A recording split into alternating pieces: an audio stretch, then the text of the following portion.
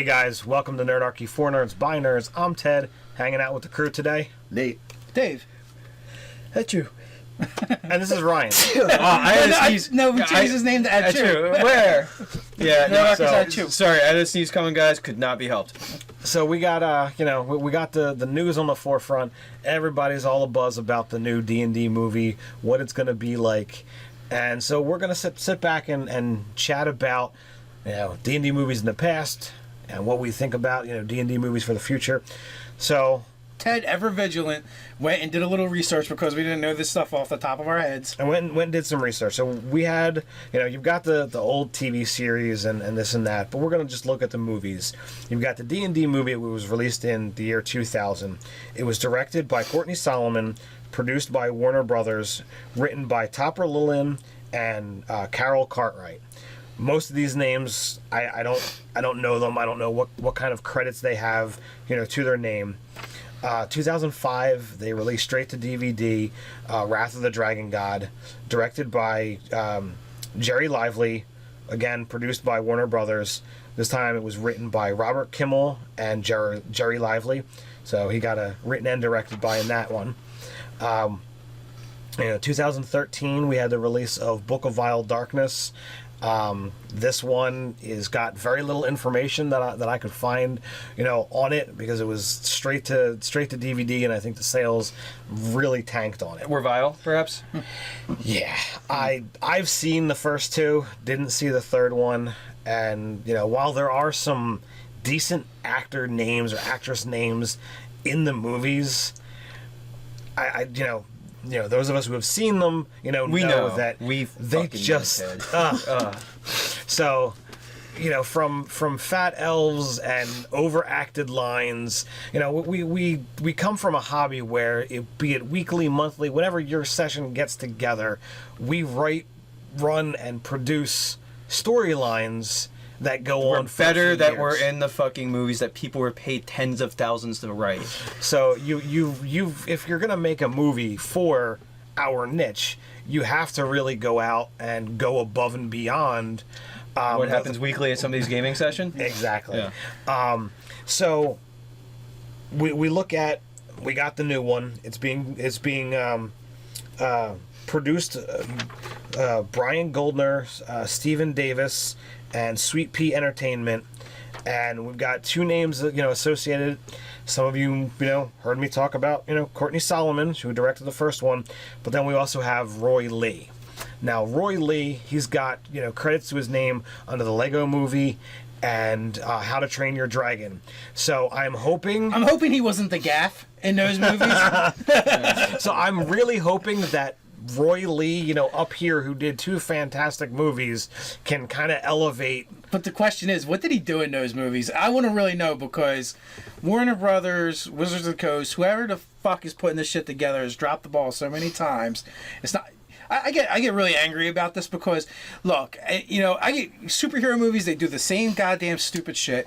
You have award-winning, best-selling, blockbuster sales, storylines, and we go, yeah, we're not going to use any of those because, that might actually work. And we might have to pay royalties to somebody for something that's going to make us a ton of money. Somebody has the thought of, well, they're not going to go watch that because they already read it. Well, it's because these people are morons. They don't understand things like, oh, well... Lord of the Rings did pretty well. I've read Tolkien, so I'm not going to go see those movies. And really, for our niche, that is the pinnacle. They took The Hobbit, literally like 230 pages, and they turned it into 3 movies, and it still did phenomenal. Look, hey, Watts, if you're listening... Bring it in. I got a little advice for you. Look at the movie Legend. Look at the movie Excalibur, Dragon Slayer, all the Tolkien movies that they just did. If you want a fucking clue, all you have to do is look at that and see, oh, wait a minute, this is the stuff people really want to see and care about. People will watch 12 hours of video in the day at one time. Somebody will go and watch the Lord of the Rings movie 3 times. The extended edition. Yeah. Well, somebody will go to the theater 3 times when it comes out. I saw the original 4 times in the theater. There you go. See? So Ted is your target market. Yeah. All right? You could go And he with, spends money. you could go with Dragonlance Chronicles. You could go with, you could go with the Crystal Shard series. Hell, you want a writer? Mel Odom. I know he's done TV. I don't know if he's done any movie credits. What is it? from the NCIS. Yeah. He's written on NCIS, which is is a very popular and well. No, produced show. they're gonna get like somebody that. Well, so the person that's attached to this movie, I don't remember his name right now, but it's in the article I wrote. Actually, no, I didn't reference him. But he he's just got a couple writing credits of sequels. Like he wrote the sequel to sequels to some horror movie, and then also the Clash of the Titans sequel, Wrath of the Titans. He wrote that, and I haven't seen any of I saw Clash of Titans that I thought it was shit, and so I didn't bother with the sequel. But people said that Wrath of the Titans. I don't think it was a sequel. I think it was his own movie. It's in the franchise. It's still in the franchise of the Clash of the Titans. The CGI special effects are it's very. the new one, not the old. It's Clash of the Titans. They made a remake of Clash of the Titans that did not resemble remotely like the '70s movie. No, I know they did the remake. I don't even think I bothered watching it. Yeah. Well, anyway, yeah, it was crap. So they have the person writing a sequel, and basically what was said, say Rotten Tomatoes and this and that, is that it was a marginal improvement of Clash of the Titans, but not by much. It was a shit movie. So a lot of things going against the release of this movie or the remaking. Now we get into speculation. They talked about that they're doing it in Forgotten Realms. Right. So we have, we brought up a couple different names that have written for Watts, written in Forgotten Realms. There's plenty of rich history. We've had years and years worth of campaign setting information that's out there. So what things do we want to see? What things do we think, could happen? What do we want to make sure we don't see? So if they bought a fucking clue, as we said, they would just make this movie about Drizzt Do'Urden. Because, he's got his detractors, but look, there's so many people that love him. They will go see. If you do what was the first trilogy? That was the Crystal Shard. Do the Crystal Shard, Companions of the Hall, done. Boom. Well, you got an awesome movie. I think the thing is, even people that are kind of like in the camp of they don't really care for Drizzt anymore, like us, is because we love Drizzt the first time around. Well, no, and my whole thing about the Drizzt thing is just I feel like he's a boring character. Everybody else around him is interesting. Yes. So as long as you can give me I would actually rather read about Brunar, Wolfgar, Regis, Canterbury, Artemis, and Jarlaxle than Drizzt. Drizzt's a fucking boring ass character because he has no flaws. He never changes either. Yeah. That's the point that I was going to make. I've read 17, 19, however many of these books before I really got to the point that I just couldn't continue. I'm sorry, RA. I toted your banner for 20-something years. I still have a picture of Drizzt on the wall in my basement. But and for those of you who want to correct us on the pronunciation, we know there's a whole slew. I'm always going to say Drizzt. You're never going to correct that in my brain. Oh, and by the way, in the Homeland series, I believe when he first comes to the surface, he is confronted by a little boy. It's in one of the short stories, and somebody says, "What's a Drizzt?" What's a Drizzt? Yeah, phonetically spelled. Yeah. So yeah. DRIZ-ZIT. But whatever. Although R.A. himself says Drizzt. I know. So, whatever the case may be, is Tiefling, Tiefling, Chimera. I think the stories were really great, but it eventually got to a point where everything just became cyclical and nothing changes.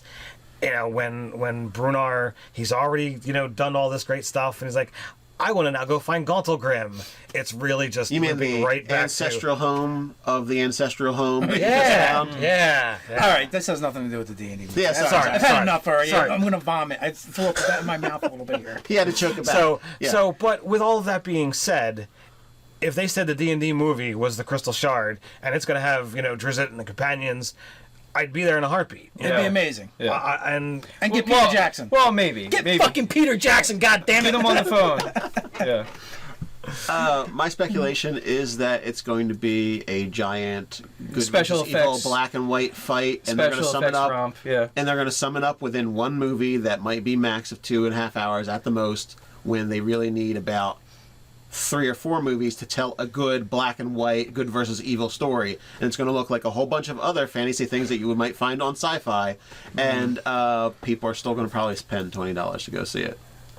Right, and then, but it'll be so crap that they can't start a franchise because if they do anything else, like take a book and just go with it, like a formulaic writer that's really good, that has great character development, Jim Butcher, I would watch every single one of those books as a movie. I would just do it. Or say and Joss I would love Whedon. every minute of it. If Joss Whedon did a tropey, basically adapted the Crystal Shard, so that mentality, that the people that, I mean, how many books have sold? You have a case study for who's going to see this movie if you make it about a book series. It's in Forgotten Realms.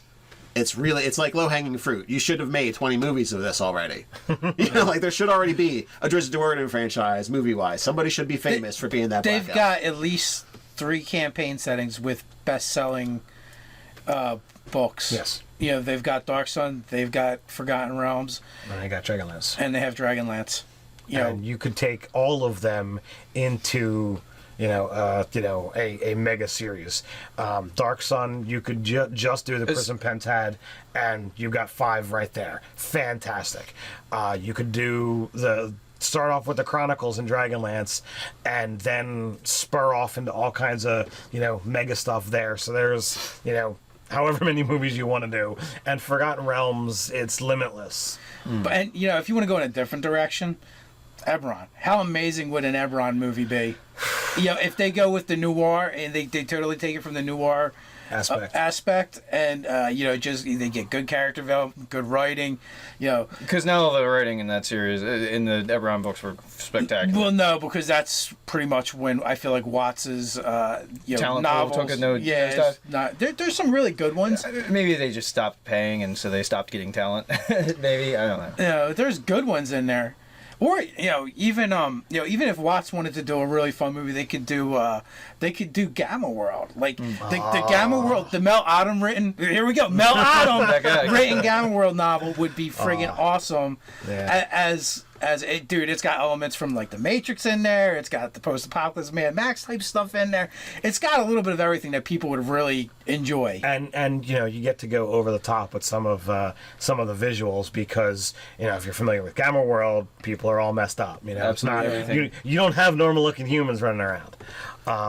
So when I was doing the research to look at some of the stuff, I had read articles about people thinking about speculation for past movies and this and that in the future movie, and the key point that a couple people made was, in order to have this movie be successful, you have to make sure that this Forgotten Realms, whatever it's going to be, is the best representation of it. Well, it's got to be Forgotten Realms. If you pick up, regardless of how crappy the original D&D movie was, there is nothing about that movie that was setting specific that says D&D. It's just a fantasy thing going on. The name said it. The name was called Dungeons and Dragons Movie Dead. Point of order. But that's I'm being facetious. I know. Yeah. But if you have Forgotten Realms, there has to be locales that people know about, be it Calimport or Candlekeep, Luskin, whatever. Zentrim, something. Well, I mean, if you're talking Crystal, if it's Crystal Shard, it's like that one specific region, Icewind Dale. Yeah. So, but I mean, you have to reference these things. They have to come alive. They have to feel that they're there. You have to reference religions of that campaign setting. You have to be able to say things that people are going to be like, oh, they said that, in this, and they're going to pull out their gaming books. Speak in code to your nerd fan base. Yeah, you have to reach out, and you have to get the people geeking out on, oh, yeah. But you have to do it in a way that's natural, that if your audience isn't a gamer, they're going to understand. They just enjoy fantasy. Right. You're not speaking above their head, and you're not boring them. But I as I've said it many times, I favor clerics, and clerics usually get, the backslide or, complete omissions in these type of things. But in a serious acting situation, yeah, it's awesome to be able to, come pull up the priestly character who's calling upon his god, because it's going to enrich the world, because you are putting faith in it in a fantasy situation. So aside from all that, right? Why do you think Watts is hell bent on losing when it comes to movies? Like I can't even fathom what they think. I really think it's a money thing. They want to keep the largest piece of the thing that they're making, so they're not willing to pay out and not willing to give royalties to people. And then it's just like, oh, we have the biggest piece of this pile of shit. Yeah. You're a dung herder, and you have all this shit to yourself. Whereas, like, if you spend a little bit more money, you actually built a worthwhile franchise endeavor, then you have a vehicle that's profitable and promotes your product that you're selling. Like you're selling your game books. With the massive success of the 6 Lord of the Rings movies, or however you want to lump them 6 together, it's a perfect time to really springboard into not just a single movie, but an entire franchise, and bring in even more people, because the people who have no interest in D&D that loved Lord of the Rings, they don't read the books, they don't play the game, but they love the movie because a friend said check it out or whatever have you. Now they can say, well, oh, here's another fantasy movie, let me watch that. D&D movie comes out, it kicks ass. Oh, well, what's D&D? Let me give it a shot. I almost feel like a safer course would have been if they just made this a Netflix series or something like that, because they'd have Netflix to partner with, and Netflix probably wouldn't fuck it up. So they already have series that they've developed that are fantastic. That are great. Like Daredevil. Daredevil's great. You know what? Just give them a medieval fantasy trope thing. Like Game of Thrones, it's got a huge audience. Well, guess what? If you do a Forgotten Realms series and you unveil the story, you can go deeper in depth, along the lines of the book. So I don't have high hopes for this movie, honestly. Neither do I. I am, It's gonna be glowing weapons and shit like that. Just glowing, stupid, first step one, find an actual writer that's decent, that actually has played the game. So that they actually have some passionate knowledge about it, right? Or one like that's willing 5. to go play the game to get a better understanding, or the one that's willing to hang out with us. Yeah, not Nerdarchy specifically. No, hang out with gamers and get a feel for what we like, and suggest they watch Lord of the Rings. Yeah, right. This seems so glaringly simple to me that. It's so frustrating. And I got to apologize for all the swearing and cursing. We've done more cursing and swearing in this video than probably all of our videos combined, but we're really passionate about it. And we're so baffled why they keep dropping the ball in this one when it seems so easy.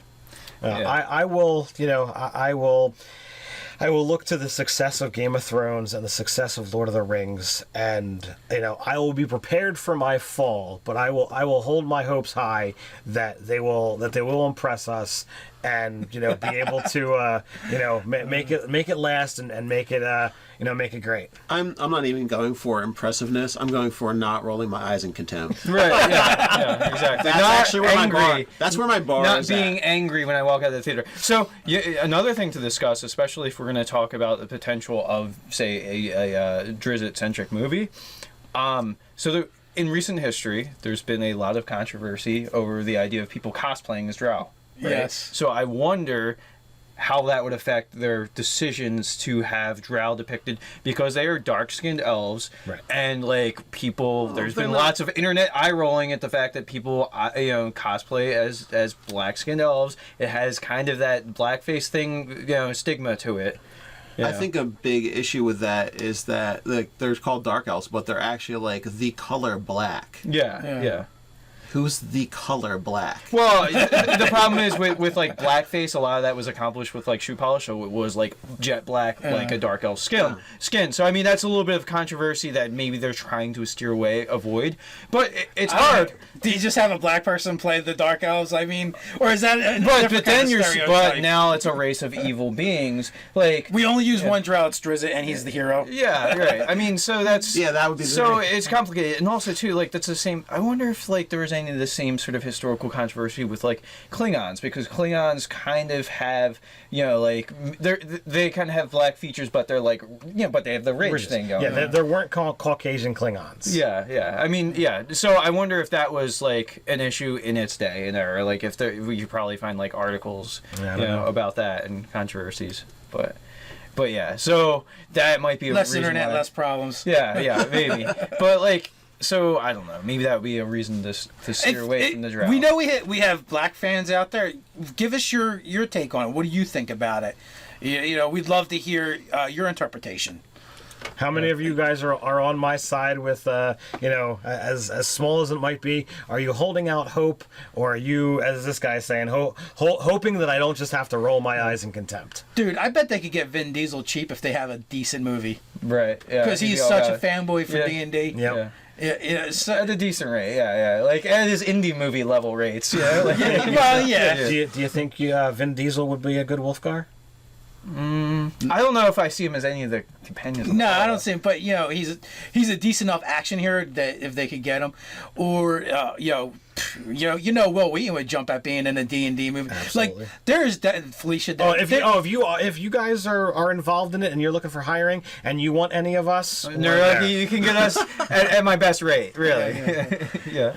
Not me. I'm a horrible actor. Yeah. But yeah, I can be the guy that gets the donuts for the staff or something. But I'm sure, like, if they go into geek culture and actors, there's probably a whole cartel of people that they can pull from that might be willing to do this movie out of love of doing the movie, and at least they would be people that are knowledgeable. They understand gamers, they understand the game, they understand the trope, and it would be a huge resource for this movie. Indeed. So, that's the only the last caveat I wanted to add. Well, with that, you can like, comment, and subscribe, and put your thoughts about it down below. You can go to nerdarchy.com and check out the store. We'll talk about this over on the subreddit Nerdarchy. You can hang out with us over on Facebook. So until next time, Stay nerdy.